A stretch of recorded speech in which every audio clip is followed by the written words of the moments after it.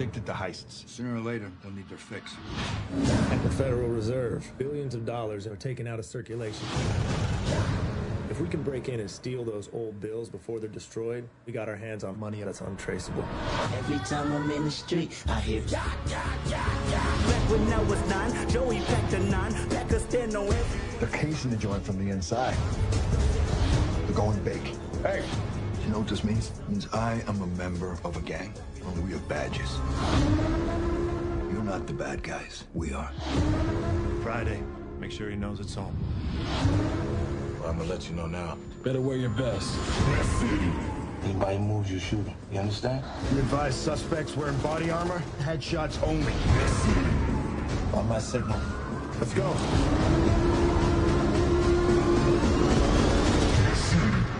I ain't cuffing up. It's okay. I didn't bring my cuffs anyway. How's it going, Mark? What do you say there, Jerry? Mark, are you feeling like a thief right now? You could say that. A thief in the night? I'll tell you what, I want to hit the gym and start taking steroids. After that show, after that movie, I don't know, I automatically felt just a little more jacked after it, you know? I still have so many questions, dude. So many questions.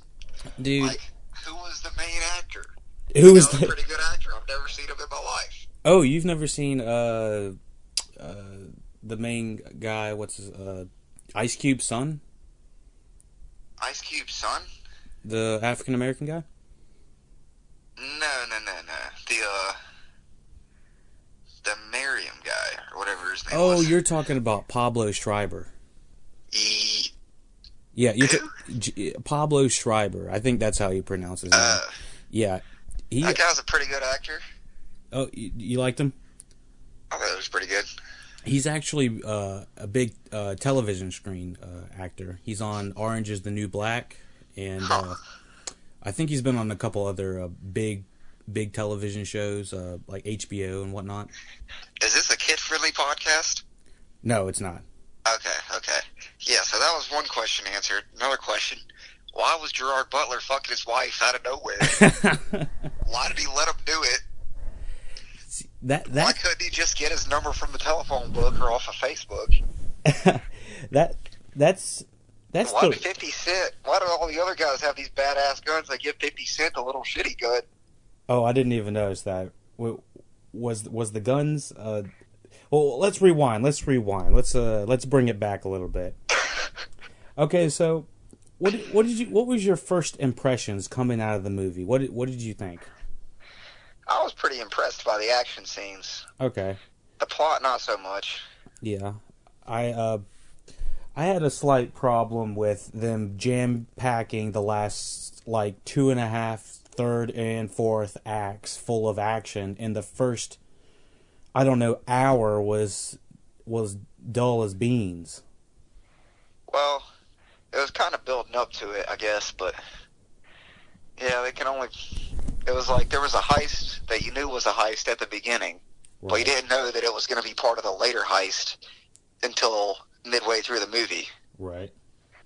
And he didn't know that the other guy, Ice Cube's son, I guess, was the mastermind behind it all. Okay, so that kind of threw me for a loop. I thought that was an entirely different movie that we missed, you know? Yeah. The whole plot with Gerard Butler, I don't know, walking in a bar and figuring out the entire plot, and then it flashing over to London, and all of a sudden he's sitting with these side characters that had like 2 seconds, 10 seconds of screen time, and they're now he's planning a new heist for the Diamond Bank or whatever with a fake ass London accent. Mm-hmm. They should have busted him on that one right off the get-go. He should have busted him right on the ass. Oh, man. I just had fundamental problems with that entire wrap-up. That was an entire plot point that needed to be explained. I didn't need Gerard Butler to be an asshole. almost felt like they didn't care, like, about the plot that much. They just wanted you to kind of observe and piece it together for yourself, maybe. Observe and piece it together? Yeah. I'm on the phone. Well, I go to a movie so at least I get the fundamental, the point, you know. Maybe I come out, you know, not understanding 100% of the movie, but giving, you know, it could be this way or it could be this way. But they clearly had like a whole, like, 25 pages. They just chucked out the window. Yeah, well, I mean, it's kind of, it kind of reminded me of like maybe like an attempt at like a Quentin Tarantino plot line where it doesn't really make sense, but you're just entertained by it, if that makes sense. Well, I even think that Tarantino makes way more sense than the way this was explained. This was just felt jumbled and out of order and not even like a clever way. It's kind of just like they threw you into it. Yeah, it didn't feel like the editing made it clever. Like the way that Tarantino's editing makes it, you know, it may not go in sequential order. It may not go A, B, C, but at least it you know. It kind of reminded me of like just a Tarantino in the sense, not in like a good way is what I'm saying, but like in the way of like stuff's going on and you're like, why is this happening? You don't know. Well, it didn't come together at the end like oh, it's all these guys. It came together like it's all like the lady from the lady that was eating the Chinese food was in the plan the whole time. Like, how does that even happen? Wait, what? Yeah, did you see her? The lady from the Chinese place? No. The lady that had ordered the Chinese food and was complaining about it at the end of the heist. She was in that lady's what? She was sitting there at the end too. No. Both the trash guys, both of the whole Samoan guys. It was like all the guys that got screwed over. They were all in it the entire time. All right, that just completely went over my head. Do you know how long it would take to get a job? First of all, at this federal bank place that you're shredding money and what in the 2 hours and 20 minutes is inexcusable for a movie this long to not explain something. Kind of what it was. I think it was trying to give the impression that thing was planned a lot longer than, or a lot more. Yeah. I would say that he's been planning it. What's the word I'm looking for? He's been planning it for years. Yeah, but and not since. Like it felt like you were supposed to think that it was only planned from the beginning of the movie. Oh, absolutely. When really it had been planned for years. It was some Ocean's 11 bullshit. Yeah. That's what I call it. I mean, yeah. I would still give it like a 7 overall, probably just because of the action scenes. I appreciate a good action scene. You know that. Well, I thought that the scenes of them trying to get the money when they're in the bank, you know? Yeah. Ice Cube Jr., you know, he's trying to get all the money in the stuff and whatnot. Like, yeah. I felt the tension in that. Whoa. Let me stop you right there. Did you warn people that this podcast contains spoilers? Oh, yeah. I had already jumped into the spoilers. Okay. All right. Continue. Yeah. So, and plus, we had spoiled the shit out of the beginning anyway, out of the end anyway. Did we? Yeah, because we had talked. I think we did. We kind of said the last 3 minutes they got away with it, but anyways, yeah, we're in the spoilers. Yeah. But well, not all of them. I mean, like 80% of them died. Right, I would say the. I guess I don't know the way the film laid out it. I went back and listened and watched the trailer again. And did you watch it recently? The trailer? Yeah. No. It had the Kendrick Lamar like the yeah. It was like hype. It was hype. It was real hype, and there were some hype parts. No, it's not like I didn't find the action in it hype. You know, like the scene when they're all on the highway and they're hopping out. Yeah. And that was pretty intense. Like. That kind of. Do you know if it was rated R? Oh yeah, it was rated R. Okay, because I didn't feel like it was that bloody. It showed titties in there. It did show tits, I guess.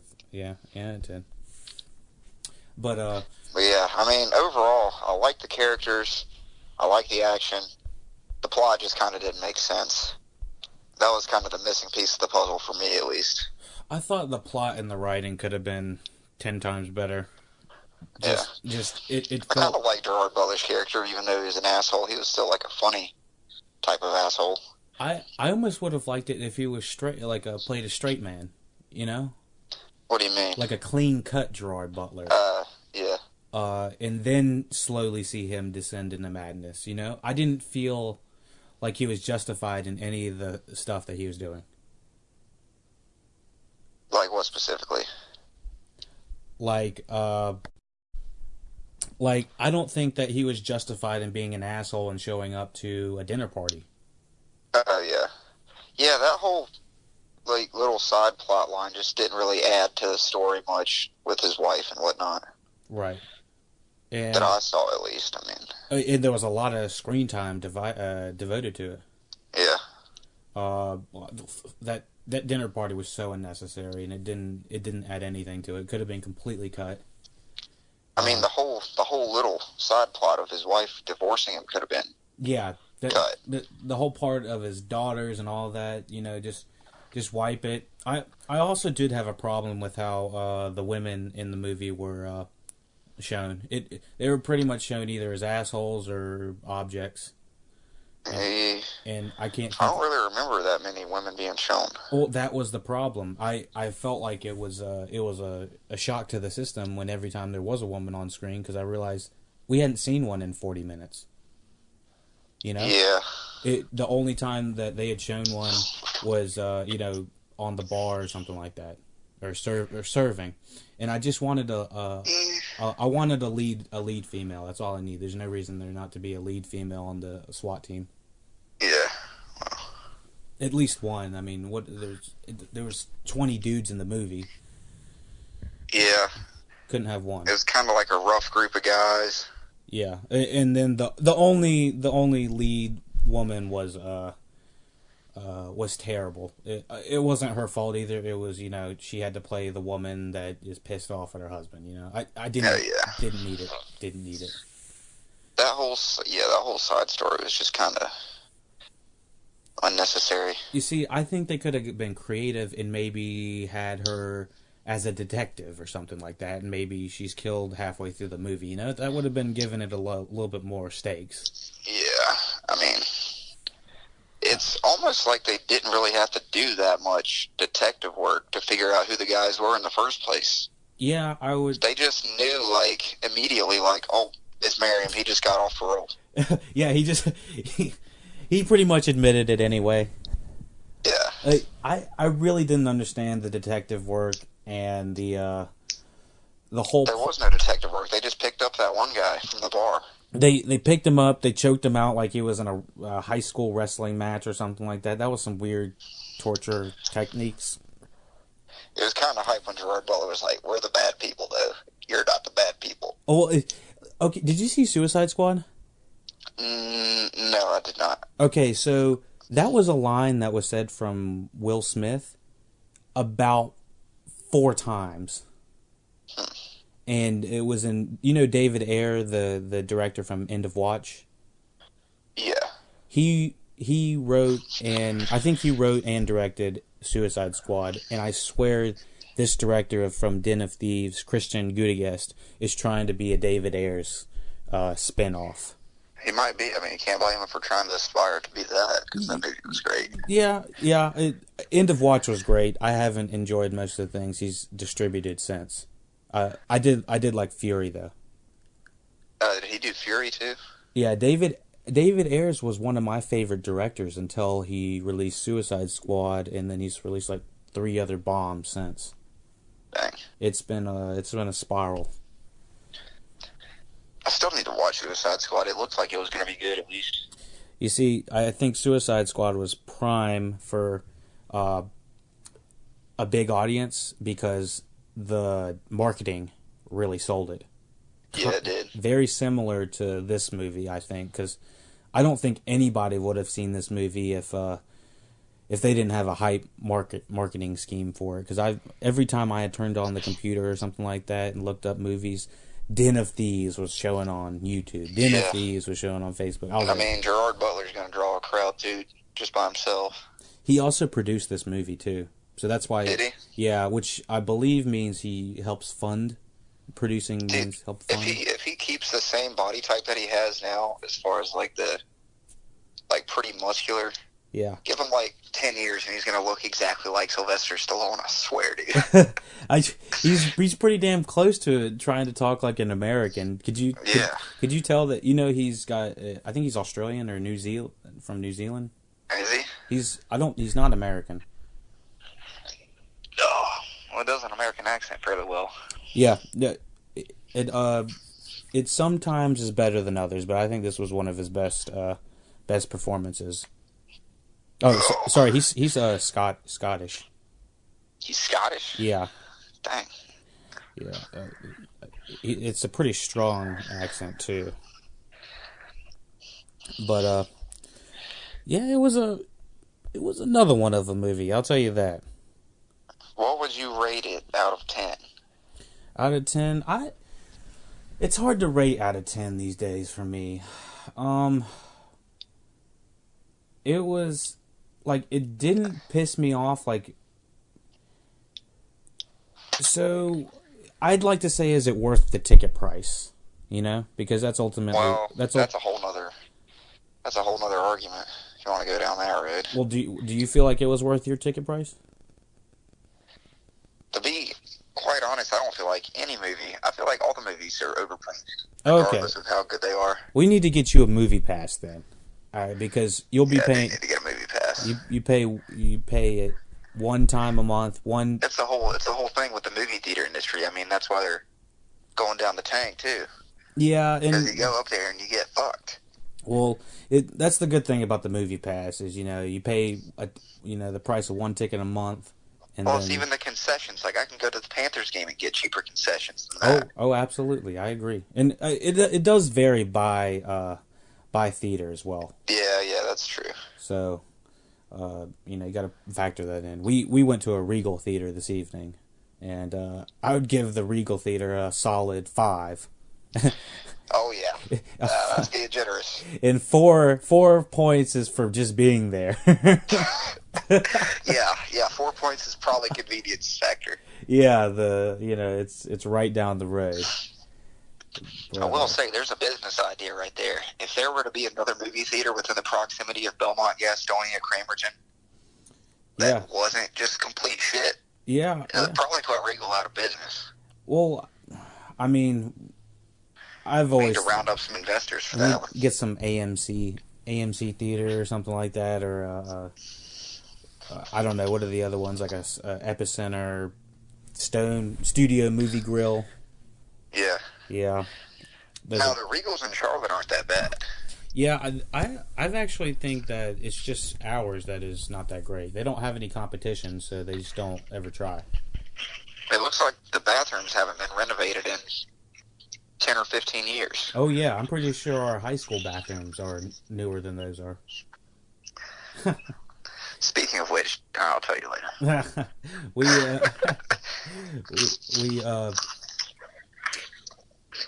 I think we had a good time though tonight. It's gonna be one for the books, I would definitely. Would I watch it again? Yes. Would I pay for it again? No. Okay. I would say. Do I regret watching it? No. I enjoyed it. It didn't piss you off, did it? No. It didn't Gerard Butler punch you in the face. It was kind of hype. The plot wasn't hype. It was kind of hard to keep up with, like you said. It didn't really make sense. I think this is a solid movie to put on at a party, and you just kind of look at it every few minutes, and something hype might be happening. I mean, the action scenes made it worth it to me. See, yeah. Because those were some really hype action scenes. If you want to put it on, fall asleep the first hour, you'll be good. You won't miss anything. They literally, if you miss most of the movie, they will wrap it up the last 40 minutes. I'd say the last 40 minutes is a movie. Yeah, trying to even remember the last 40 minutes. Well, I'm judging from the first bank heist, and then they flooded into the second bank. It like the action scenes didn't flow together correctly for me, and that's my fundamental problem. What do you mean? From like flow together? It was like the plan to rob a bank to make it look like they were, to rob the first bank was weird, but then yeah, that was kind of weird. And then all of a sudden there was supposed to be like tension to get to the second bank. It didn't make sense for me. It was, yeah. I guess the first bank robbery was necessary to cover up because for some reason they decided to tell Gerard Butler the day that they were going to do it. Right. Which doesn't make sense why they would do that either. It didn't make sense. A lot of it didn't make sense when it came down to it. Like, he was like, "Don't worry about it." Just Gerard Butler told Mini Ice Cube, "Go through with the plan. I'll be there." If he knew that, then why would he go through with the plan? Yeah. It doesn't track for me, I don't think. I just kind of feel like they just wrote the script as they went a little bit. Yeah. I think if you went back and rewatched it and you said Ice Cube Jr. knew what was going on the entire time, then I don't think it would track. I don't think it would at all. Yeah, I don't know. I mean... But Ice Cube Jr. he's an alright actor. Is he as good as Ice Cube? Probably not. But Ice Cube's a seasoned veteran, so maybe young. One day. I'd say it was a good day for him. Oh, was it a good day? He didn't have to use his AK. He didn't have to use the AK today, so it was a good day. Oh, they had to use the AK, all right. Were they using AKs? No, there was no AKs. Was the gun safety proper, Mark? Mark knows his guns, and he knows what, how to use them, where to use them. So tell us, Mark, as a gun specialist, were they using the guns correctly? Was there enough kickback? There was. That's what really impressed me about a lot of the action scene was just like the realism of it. Like, let me throw this machine gun on the hood of the car and shoot through my own windshield. Right. Which that was pretty hype. I enjoyed that scene specifically. I don't know if you've seen Sicario. Yeah, I have. That reminded me so much of that, except I think I like Sicario just a little bit more, just from the music and cinema. Sicario, I felt like I didn't really understand the plot that much in that either. I haven't finished. It made a little bit more sense, but... I haven't finished the entire thing, but... Oh, you haven't finished it? I've watched up to like the 2-hour mark, I think. I think it's a little bit over that. I just need to finish it, but it looks gorgeous. And that's something like it looks like a painting. Almost every shot looks beautiful. Yeah, in this movie, I feel like they could have made Gerard Butler like a little bit less of like they could have kept his vocals the same and dialogue, right? But they could have made him look a little bit less like a douchebag, like all the rings and like the unbuttoned shirt so you can see his chest tattoo. I think. Wasn't really doing it for me there. Right. I know everyone felt like they were so alpha and so, let's go, bro. Everyone was so jacked. I didn't like anybody, and I think Ice Cube Jr. I think his Ice Cube Jr. You didn't like anybody? I didn't like. It's not like I didn't like anybody. It's the bad guys are the most likable guys, and you're not supposed to like them. Well, I mean, with an anti-hero kind of situation. I didn't like Gerard Butler. I wanted they needed some comedic levity or something like that. They needed somebody shitting on somebody, Yeah, that was kind of him with the FBI agent. And it really didn't shine through. It wasn't a good buddy. It was some very dry humor. Well, he was talking shit about him being like a vegan and shit like that. Like what? And then he talked about some Samoans and. Gerard Butler was a dick throughout majority of the film, and there was no comedic levity to tell him, chill out, man, you need to take it easy or anything like that. There was hardly any jokes, and I think it needed that. It needed just a guy. Yeah. I feel like there was, I don't know. like take End of Watch for instance, and try not to do spoilers for End of Watch too much, but Michael Pena I thought was perfect for that role. Yeah. Because he brought that comedic timing and levity. I don't think he's always perfect, but he worked good in that role, and that's what we needed, somebody to be the Michael Pena for the Den of Thieves.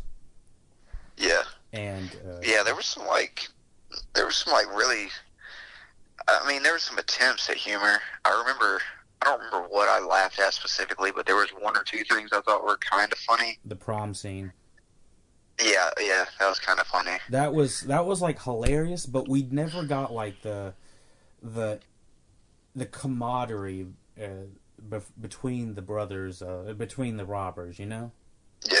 And I felt like we got true. too much time spent on Gerard Butler and his personal life that went nowhere. They could have used some of that time to develop the relationships between the other characters, or at least develop them in our eyes. Right. I can't even remember development, but I don't think we didn't see Ice Cube Jr. meet Pablo Schreiber, did we? Merriman. We did at the they met at like his backyard, but by the pool or something. Oh, they did. It was a very short scene, I think. There was a cool car scene. Yeah. There was I don't know if you picked up on this, but that one scene where 50 Cent was dying, I felt like that was pretty deep. Like that just came out of nowhere. Oh, the guy shot 50 Cent and then went up and like kind of consoled him like as he was dying. Yeah, that's pretty deep. I thought it was a good scene for 50 Cent. I wasn't emotionally triggered by it or anything like that. I think if we would have had some backstory on maybe what do you remember how they That's another thing, is it didn't explain the backstory between Gerard Butler and Miriam. Do you remember? Because they had the same tattoo on their arm, which apparently meant something to someone. I felt like they knew each other even before the heist was going down. That's what I'm saying. Because remember when Gerard Butler showed Ice Cube's son that tattoo on his arm, he said it's like a gang. Right. Well, but different or something like that. And then at the end you see that Miriam has the same tattoo on his arm, but it never explains it. Right. Those tattoos were driving me up the wall. The tattoos were intrusive, and they kind of lingered on them a little bit too much for them to go nowhere. What? The tattoos? Yeah, I just felt like tattoos. They put tattoos all over Gerard Butler, you know, badass, this, skull and everything. I was like, okay, so tell me something, you know? All I'm seeing is him being a dick. With like, no... Well, there was no reason. It shows that he has like a soft side too whenever his daughter's getting taken from him. Yeah, but that didn't do it for me. That doesn't That was like the only part, or the only like emotional scene of him. Yeah, I didn't, just because, you know, he feels his, you know, daughter's hand at the schoolyard. I didn't feel it, you know.